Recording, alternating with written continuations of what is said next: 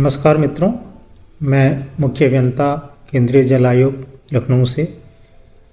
मैं यहाँ पे जो गंगा की ऊपरी क्षेत्रों की जो नदियाँ हैं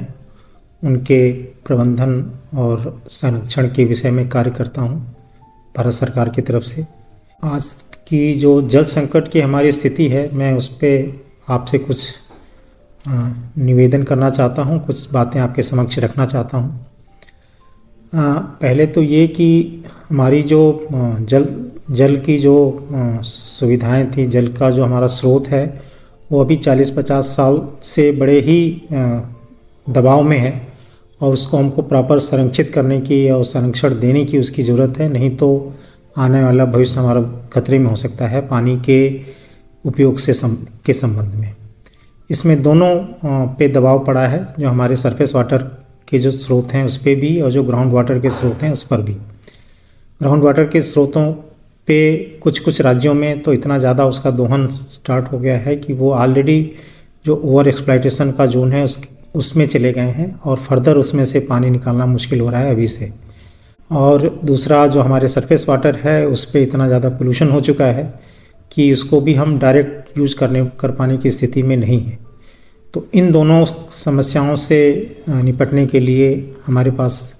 घरेलू स्तर पे या फिर संस्थागत स्तर से कुछ ऐसी चीज़ें हो सकती हैं जिसको लेकर हम आगे अगर बढ़ें तो हम भविष्य में अपने ऊपर आने वाले दबाव को थोड़ा कम कर सकते हैं।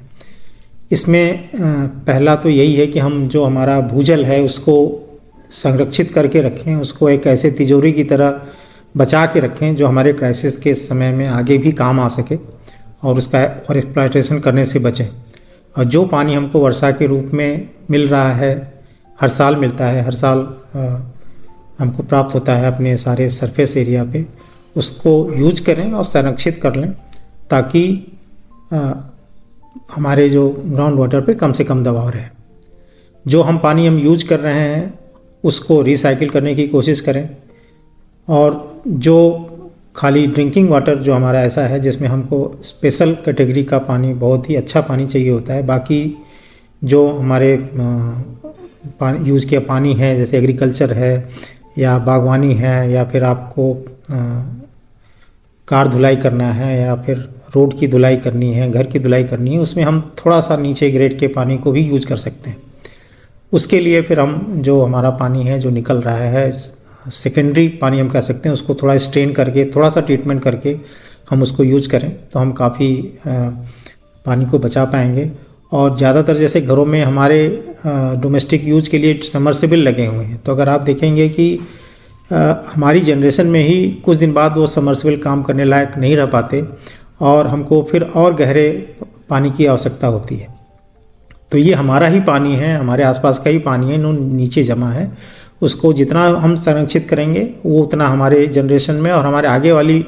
जनरेशन में जो हमारे परिवार की हो सकती है उसके काम आएगी। तो ये बहुत ही पॉजिटिव वर्क आप करेंगे अगर आप इसको रिसाइकिल करके इसको यूज करें और समर्सिबल को कम से कम यूज़ करने की कोशिश करें और जो वाटर हार्वेस्टिंग के जो तकनीक हैं उसका प्रयोग करें। साथ ही मैं किसान भाइयों से भी अपील करना चाहूँगा कि जो एक परंपरा के तौर पे हम देखते हैं कि ज़्यादा अगर पानी खेत में लगा हुआ है, ज़्यादा इरिगेशन में हम यूज कर रहे हैं तो इसका मतलब हम समझते हैं कि प्रोडक्शन ज़्यादा हो रहा है। ऐसा कदापि नहीं है और पानी की एक निश्चित मात्रा चाहिए होती है सारे जो भी हमारे क्रॉप्स हैं, जो भी पल्सेस हैं उनको,